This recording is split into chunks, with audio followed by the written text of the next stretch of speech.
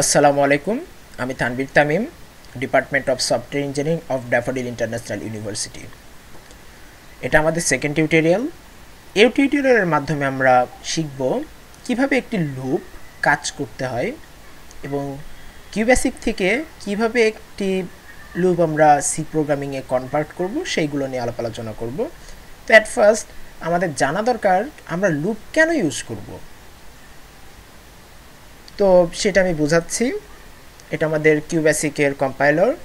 তো মনে করেন আপনি চান যে 1 থেকে 5 পর্যন্ত ভ্যালু প্রিন্ট করতে। এই জন্য কিউবেসিকে লিখতে হয় PRINT print 1, PRINT print 2, print 3, print 4, print 5। তো এটা আমি রান করতেছি। দেখেন রান করলে কিন্তু আমাদের এই যে আউটপুট বক্সে 1 2 3 4 5 চলে এসেছে, যেটা আমরা করতে চেয়েছিলাম। বাট দেখেন একই জিনিস কিন্তু আমি 5 বার লিখেছি, যে প্রিন্ট 1, প্রিন্ট 2, প্রিন্ট 3 4 5 একই জিনিস আমি বারবার কিন্তু লিখতেছি, যে print print print print print, যেগুলো লেখা একটি বিরক্তিকর। তো আর অনেকবার আমাদের লেখা লাগতেছে। এই প্রবলেমটা সলভের জন্য আমাদের তৈরি হয়েছে লুপ। এখন আমি বলি যে লুপ কত ধরনের হতে পারে। লুপ সাধারণত 3 ধরনের হয়: ফর লুপ, হোয়াইল লুপ এবং ডু হোয়াইল লুপ। তো আজকে আমরা শুধু ফর লুপ নিয়ে আলাপ আলোচনা করব।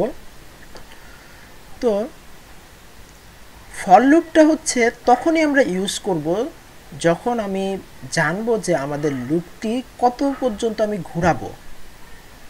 যখন আপনি শিওর থাকবেন যে আমি লুপটি এত পর্যন্তই ঘোরাবো, 5 বার ঘোরাবো, 6 বার ঘোরাবো, যখন শিওর হবেন আপনি, ঠিক সেই সময় আমরা ফর লুপ ইউজ করব।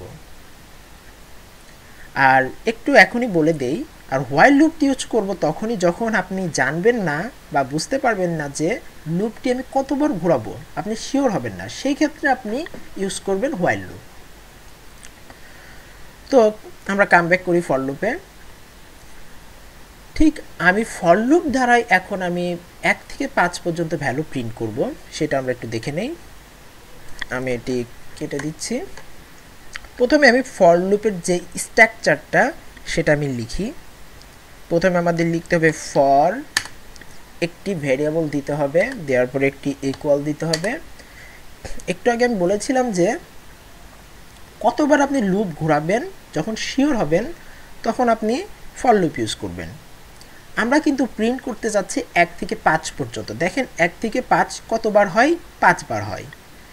সেহেতু আমি কিন্তু জানি যে আমার লুপটি 5 বার ঘোরাইলেই আমি 1 থেকে 5 পর্যন্ত প্রিন্ট করতে পারবো।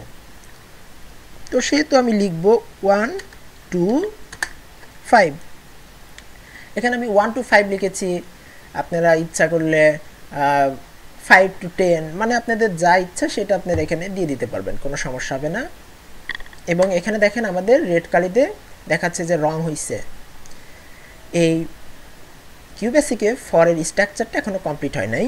কিউবেসিকে ফরের স্ট্রাকচার কমপ্লিট করার জন্য আমাদের দিতে হয় ফরের পরে নেক্সট। আচ্ছা, এখন আমাদের কমপ্লিট হয়েছে স্ট্রাকচারটা। এখন আমি এই ভিতরে ফর লুপ, তো এটা এখানে ফর এবং নেক্সট দিয়ে আমাদের লুপটা এইটুকু। এই লুপের মধ্যে আমি যা লিখব সেটা আমার লুপের মধ্যেকার প্রোগ্রামগুলো হবে বা কোডিং হবে। তো দেখেন এখানে আমার এ এর মান 1 থেকে 5 পর্যন্ত হতে পারে। এই যে a ইকুয়াল 1 to 5, 1 থেকে 5 পর্যন্ত হতে পারে। এবং যখনই আমার নেক্সট আসবে তখন ভ্যারিয়েবলের মান ইনক্রিজ করে ফরের কাছে পাঠাই দেবে, 1 ইনক্রিজ করে ফরের কাছে পাঠাই দেবে। তার মানে প্রথমে আমার কিন্তু a এর মান 1, যখন আমার নেক্সটের কাছে আসবে তখন কিন্তু a এর মান 2 হয়ে যাবে, 1 বেড়ে যাবে এবং 2 হয়ে সে ফরের কাছে পাঠাই দেবে। পাঠাই দেওয়ার পরে সে কিন্তু কন্ডিশন চেক করবে। কন্ডিশনটা কিন্তু আমার দিয়ে দেওয়া আছে 1 থেকে 5 পর্যন্ত। তার মানে এ এর মান কিন্তু 1 থেকে 5 এর বেশি হতে পারবে না। কমও হতে পারবে না, বেশি হতে পারবে না। এর মধ্যে যতক্ষণ থাকবে এ এর মান, ততক্ষণ আমার লুপটি ঘুরতে থাকবে। যখনই আমাদের এ এর মানটা 1 থেকে 5-এর বেশি হয়ে যাবে, তখনই আমাদের লুপটি ক্লোজ হয়ে যাবে, ব্রেক হয়ে যাবে। তো লুপের মধ্যে আমি মনে করেন প্রথমবার লিখতেছি print প্রিন্ট এ।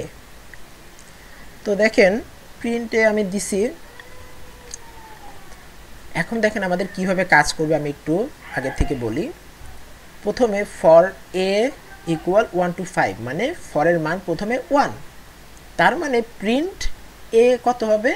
1 হবে। প্রিন্ট এ মানে আমাদের আউটপুট বক্সে দেখাবে 1। তারপরে যখন নেক্সট আসবে তখন কিন্তু আমাদের এ এর মান 1 বেড়ে যাবে, মানে এ এর মান 1 প্লাস আগে 1 ছিল, এখন আরও 1 বেড়ে 2 হয়ে যাবে। তারপরে আমাদের ফর লুপের কাছে এই যে উপরের প্রথম লাইনে ফর লুপের কাছে পাঠাই দিবে যে এ এর মান এখন 2 হয়ে গেছে, এবং সে কন্ডিশন চেক করবে যে আমাদের এ এর মানটা 1 থেকে 5-এর মধ্যে আছে কিনা। যখনই দেখবে যে 1 থেকে 5-এর মধ্যে আছে, সেই ক্ষেত্রে আমাদের লুপটি আবার ঘুরবে। ঠিক এইভাবে করতে করতে যতক্ষণ না আমাদের 1 থেকে 5 ক্রস হচ্ছে, ততক্ষণ আমাদের লুপটি ঘুরতে থাকবে। এখন আমি প্রোগ্রামটি রান করি, দেখেন এই যে আমাদের প্রথমে 1 এসেছে, 2 এসেছে, 3, 4, 5, এইভাবে আমাদের প্রত্যেকবার লুপ ঘুরেছে 1 থেকে 5 পর্যন্ত, এবং আমাদের প্রিন্ট হয়েছে। এটা আমাদের কিউবেসিক প্রোগ্রাম।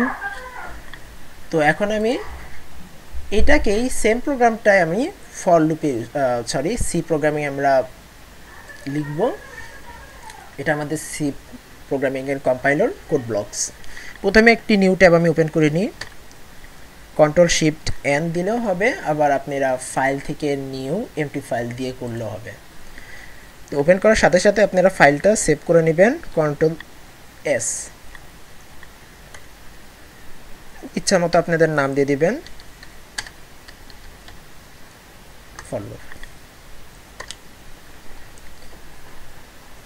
আমি গত টিউটোরিয়ালে আমি আপনাদেরকে বুঝাইছিলাম যে সি প্রোগ্রামিংয়ের স্ট্রাকচারটা কীভাবে লিখতে হয় এবং কোনটার কি কাজ। #include standard input output stdi.h।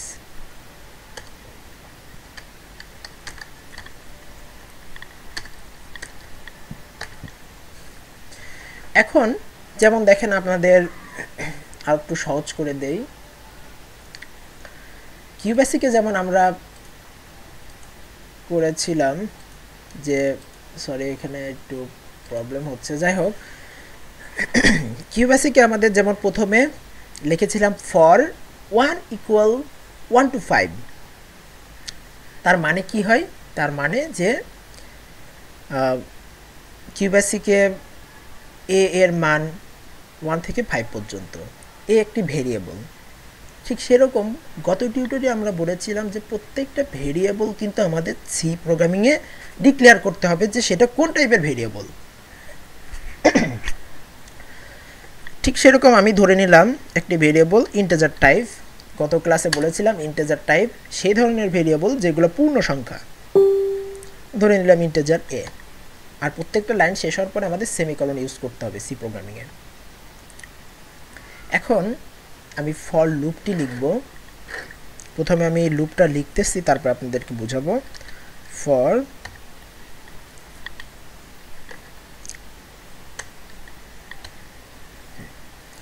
এটা হচ্ছে আমাদের ফরের একটা general structure.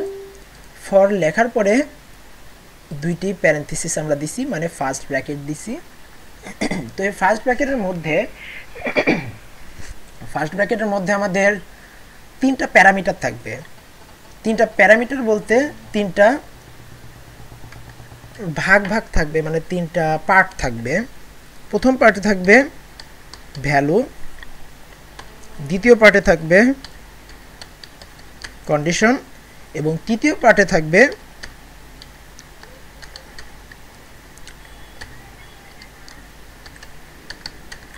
Increment or decrement. আমরা যেমন কিউবেসিকে ফর লুপে যেমন নেক্সট ইউজ করতাম, নেক্সট ইউজ করার অর্থ হচ্ছে ভ্যালুটা ইনক্রিমেন্ট করে দেওয়া। ঠিক সেই রকম আমাদের ফর লুপের এই প্যারেনথিসিসের মধ্যে 3টা প্যারামিটার থাকবে। 3টা প্যারামিটারের মধ্যে প্রথম প্যারামিটারে থাকবে ভ্যালু, দ্বিতীয় প্যারামিটারে কন্ডিশন এবং তৃতীয় প্যারামিটারে ইনক্রিমেন্ট অথবা ডিক্রিমেন্ট, মানে ভ্যালুটা বাড়াই দেওয়া অথবা কমাই দেওয়া। এই ভ্যালুর মানটা বাড়াই দেওয়া অথবা কমাই দেওয়া আমরা এখানে লিখব, যেখানে আমাদের কিউবেসিকে এই যে ফর লুপের নিচে আমরা নেক্সট দিয়ে যেটা লিখতাম। তো সাপোজ আমি ভ্যালুর মধ্যে এখন দিয়ে দিব এ ইকুয়াল ধরলাম 1 এবং কন্ডিশনের মধ্যে আমরা দিয়ে দিব, মানে আমি সেম কাজটাই করতে যাচ্ছি, 1 থেকে 5 পর্যন্ত প্রিন্ট করতে যাচ্ছি। মানে আমি জানি যে লুপটি 5 বার ঘুরবে, তার মানে 1 to 5 হওয়ার পরে যখনই 6 হবে তখনই ব্রেক হয়ে যাবে। তার মানে এ লেস দেন 6, মানে এ এর মান 6 এর আগ পর্যন্ত থাকা সত্ত্বে আমার লুপটি ঘুরবে। যখনই 6 হয়ে যাবে এর মান, তখনই আমাদের লুপটি ব্রেক হয়ে যাবে। আর ইনক্রিমেন্ট ডিক্রিমেন্টে আমি ভ্যালু প্রত্যেকবার 1 1 করে যেমন নেক্সট অটোমেটিক্যালি বেড়ে যেত, এখানে আমাদের বলে দিতে হবে আপনার ভ্যালুটি বাড়বে কত পর্যন্ত, কতবার, প্রত্যেকবার লুপ ঘোরার পরে কত করে আপনি বাড়াতে চাচ্ছেন সেটা আপনাদের বলে দিতে হবে। সাপোজ আমি 1 করে বাড়াতে চাচ্ছি প্রত্যেকবার লুপ ঘোরানোর পরে, এ ইকুয়াল এ প্লাস 1। আসলে মূলত এ ইকুয়াল এ প্লাস 1 এটা কিন্তু কাজ করে এই যে এই ব্র্যাকেটের আগের লাইনে এইটুকুর কাজ হয়। যেমন আমরা নেক্সটের কাজ করতাম, ফর লুপের কাজটাও কিন্তু এখানে হয়, তবে আমাদের লিখে দিতে হয় এটা এই জায়গায়। এখানে কিন্তু আমি এ ইকুয়াল এ প্লাস 1 মানে প্রত্যেকবার লুপ ঘোরার পরে একবার 1 করে করে আমাদের এ এর মান বৃদ্ধি পাবে। এখানে আপনি 1-এর বদলে 2 যদি দিতেন তাহলে প্রত্যেকবার আমাদের 2 করে করে ভ্যালুটা বাড়তো। এখানে 3 দিলে 3 করে করে ভ্যালুটা বাড়তো।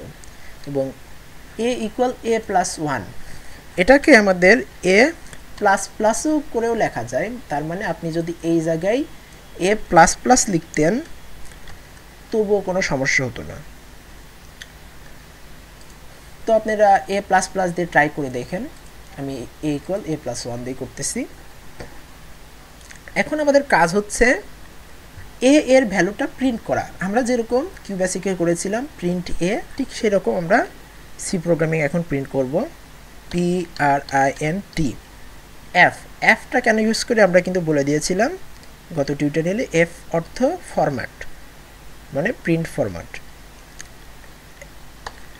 এখন প্রিন্ট, গত টিউটোরিয়ালে আমরা বলেছিলাম যে কোনো ভ্যালু প্রিন্ট করার সময় আমাদের কিভাবে প্রিন্ট করতে হয়। প্রথমে আমাদের ডাবল কোটেশন দিতে হবে। আপনি কিন্তু ডাবল কোটেশনের মধ্যে যা লিখবেন তাই কিন্তু চলে আসবে, কোনো সমস্যা হবে না। আপনি মনে করেন ডাবল কোটেশনের মধ্যে লিখলেন my name is Rana, my name is Shubho, যা লিখবেন তাই চলে আসবে আউটপুট বক্সে, কোনো সমস্যা নেই। এখন আমি জাস্ট তো শুধু ভ্যালুটা প্রিন্ট করতে চাচ্ছি, এ এর ভ্যালু। আমি গত ক্লাসে বলেছিলাম যে এ বা যে কোনো একটি টাইপের ভ্যালু প্রিন্ট করার সময় ভ্যালুটা কোন টাইপের হবে সেই টাইপটা আমাদের বলে দিতে হবে। যেমন ইন্টিজার টাইপ হলে কমেন্ট বক্সে আমি দিয়ে দিচ্ছি, ইন্টিজার টাইপ হলে %d, তারপরে ফ্লোট টাইপ হলে %f, ক্যারেক্টার টাইপ হলে %c, এরকম %c। তো যেহেতু আমার এটা হচ্ছে ইন্টিজার টাইপ, সেহেতু আমাদের ভ্যালুটা প্রিন্ট করার জন্য %d দিতে হবে। তারপরে একটি ডাবল কোটেশনের পরে একটি কমা দিতে হবে এবং কোন ভ্যালুটা আমি প্রিন্ট করতে চাই সেই ভেরিয়েবলটা দিয়ে দিতে হবে। আমার ভ্যালুগুলো আছে সব এ নামক ভ্যারিয়েবলে, তাই আমি এটা এখানে দিচ্ছি। তো এবার কিন্তু আমি প্রিন্ট করার পরে দেখব যে আমাদের আউটপুট বক্সে, আমি একটু নিচে কমেন্ট করে দিই, আমাদের আউটপুট বক্সে 1 2 3 4 5 এরকম অ্যান্সার আসছে। দেখে আমরা রান করি, এই যে যেটা বললাম আমাদের আউটপুট বক্সে 1 2 3 4 5 আসছে, কিন্তু আমাদের কিন্তু কিউবেসিকে কিন্তু এই যে কিউবেসিকের এটা আউটপুট বক্স, কিউবেসিকে কিন্তু আমাদের 1 2 3 4 5 নিচে নিচে এসেছিল, এবং আমাদের সি প্রোগ্রামে কিন্তু 1 2 3 4 5 পাশাপাশি আসছে। এটার একটা কারণ আছে, সি বা কিউবেসিকে প্রিন্ট দেওয়ার অটোমেটিক্যালি সে নতুন লাইনে প্রিন্ট করে, প্রত্যেকবার প্রিন্ট করলে সে নতুন লাইনে প্রিন্ট করে বাই ডিফল্ট কোনো ভ্যালু আর কি। কিন্তু সি প্রোগ্রামিংয়ে কোনো ভ্যালু বারবার প্রিন্ট করলে নতুন লাইনে প্রিন্ট করে না, সে পাশাপাশি প্রিন্ট করে, বিধায় আমাদের এখানে 1 2 3 4 পাশাপাশি আসছে।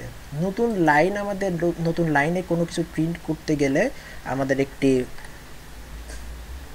স্টেটমেন্ট লিখতে হয় \n। \n হচ্ছে অর্থ হচ্ছে এটা নিউ লাইন ক্রিয়েট করা, মানে প্রত্যেকবার ভ্যালু প্রিন্ট হবে এবং নিউ লাইন ক্রিয়েট হবে, আবার পরবর্তী ভ্যালুটা নিউ লাইনে পেস্ট হওয়ার পরে আবার নতুন একটা লাইন ক্রিয়েট হবে। ঠিক এইভাবে আমাদের প্রোগ্রামটি ঘুরবে। এখন আমাদের \n দেওয়ার মানে হচ্ছে আমাদের ভ্যালুটা ঠিক এইভাবে প্রিন্ট হবে 1 2 3 4 5 এইভাবে। এখন আমরা রান করি, কেটে দিলাম, এখন রান করি, দেখেন আমাদের ভ্যালু কিন্তু 1 2 3 4 5 সবই নিচে নিচে আসছে। এখন আমরা একটু কিউবেসিকের প্রোগ্রামটার সাথে কম্পেয়ার করব।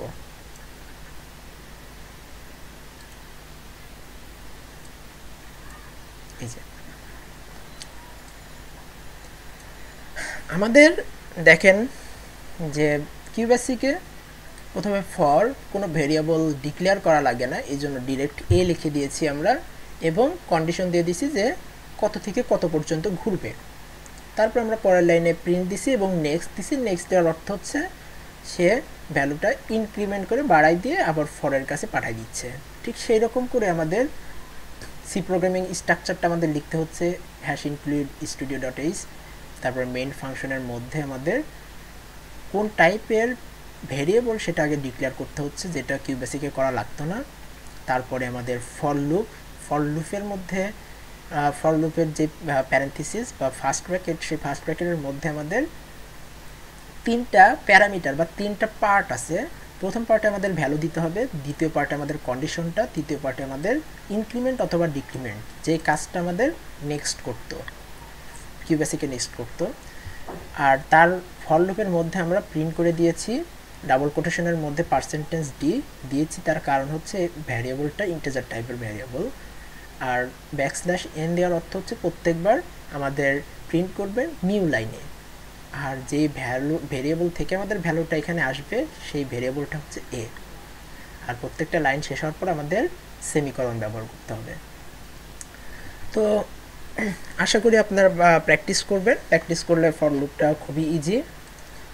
তো সবাই ভালো থাকবেন, খুদা হাফেজ।